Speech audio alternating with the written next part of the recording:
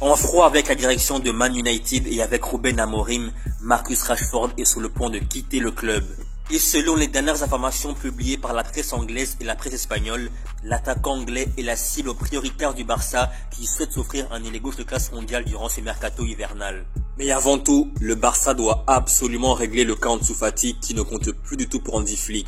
Et si je parle d'Ansu Fati, c'est tout simplement parce que malgré le retour à la règle du 1 pour 1 qui permet au Barça de recruter, le club fait toujours face à une masse salariale très élevée et doit absolument l'alléger pour répondre aux exigences financières de Marcus Rashford.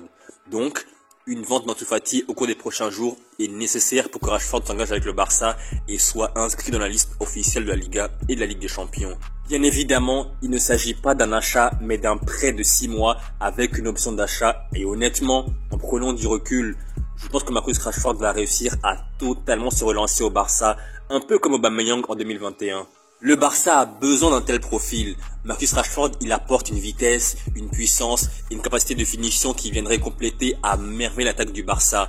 Et en plus, c'est un joueur polyvalent qui peut jouer sur l'aile gauche de l'attaque ou en pointe. Et aujourd'hui, comme on le sait tous, le Barça manque de joueurs virevoltants, déséquilibrants sur le couloir gauche de l'attaque, et ce, depuis le départ de Neymar en 2017. Donc l'arrivée de Marcus Rashford en prêt permettrait au Barça de se renforcer sans pour autant s'engager sur le long terme, ce qui est particulièrement très intéressant dans le contexte économique actuel du club.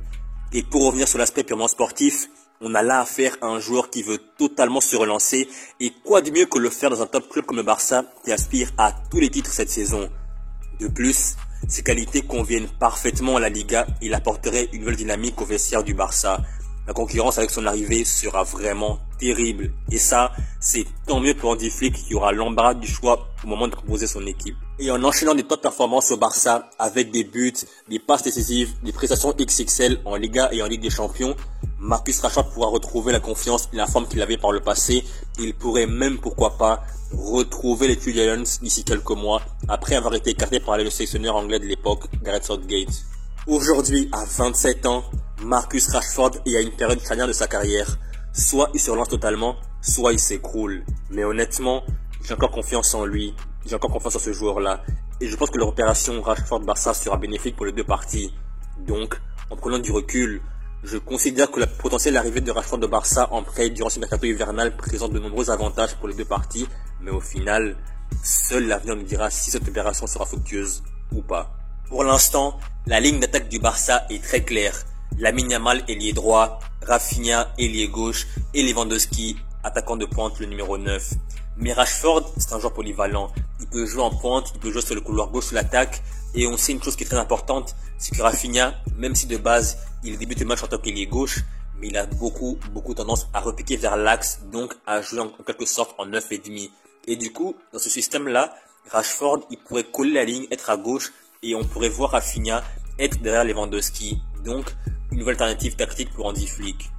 À chaque match du Barça, Baldé monte énormément. De base, c'est un latéral gauche, mais il monte énormément. Mais le problème, c'est quoi? Le problème, c'est qu'il n'a aucun soutien devant lui. Parce que Rafinha, il a tendance à rentrer dans l'axe et du coup, le couloir gauche est totalement libéré à Baldé qui a aucune solution devant lui. Donc, avec un joueur comme Rashford devant lui, le danger sera permanent au couloir gauche de l'attaque du Barça. Le Barça couloir gauche sera vraiment très imprévisible. Baldé va beaucoup monter et en plus, il aura le soutien de Rashford qui sera là devant lui.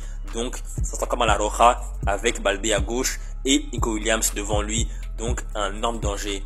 À droite au Barça, c'est très clair. Il y a Koundé derrière qui est suppléé par Lamine Yamal qui est devant lui. Maintenant, à gauche, avec Rashford, il est gauche et Baldé derrière lui, ça fera qu'à gauche et à droite au Barça, ce sera vraiment très dangereux. Sans parler de l'axe qui est vraiment le point fort du Barça avec Pedri, Casado, Dani Olmo et Lewandowski en pointe. Donc maintenant que le Barça de Hansi Flick, avoir Rashford sur le couloir gauche qui arriverait, ça va faire quoi? Ça va faire que sur le couloir gauche de l'attaque, à droite et dans l'axe, le danger viendra de partout, vraiment littéralement de partout. Et ça, ce sera très bénéfique pour le Barça en Liga, en Coupe du Roi et en Ligue des Champions.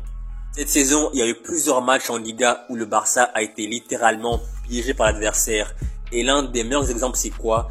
C'est ce match face à Retafe ce samedi. Le Barça s'est retrouvé face à un bloc très bas, face à une équipe qui voulait clairement pas jouer au football. Une équipe qui était là pour défendre le score et simuler. Résultat, le Barça fait match nul alors qu'il méritait amplement la victoire. Et qu'est-ce qui a manqué dans ce match-là? Ce qui a manqué, c'est un joueur rapide, vif, percutant, dribbleur et qui crée du danger sur le couloir de l'attaque du Barça. À gauche, il n'y a que Baldé, Rafinha et Dani Olmo, ils ont trop tendance à jouer dans l'axe. Lamine Yamal aussi, il repique vers l'intérieur. Et du coup, Lewandowski, qui est pris au piège par les défenseurs de Getafe, il était vraiment aux abonnés absents.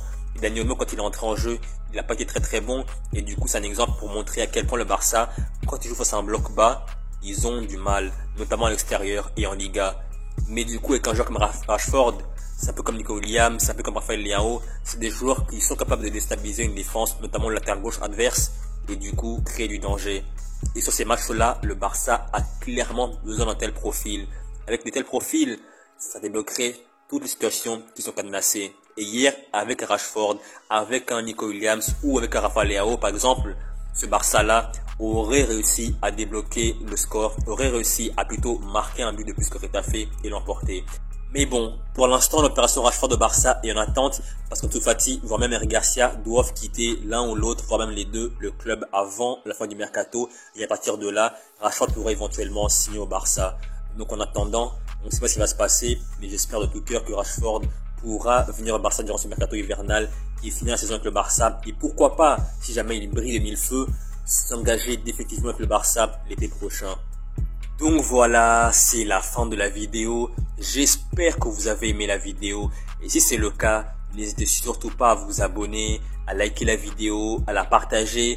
Et n'hésitez surtout pas à commenter dans la section commentaire en donnant votre point de vue. Est-ce que pour vous, Rashford de Barça c'est une bonne idée ou pas? Comme je l'ai dit, n'hésitez surtout pas à donner votre opinion.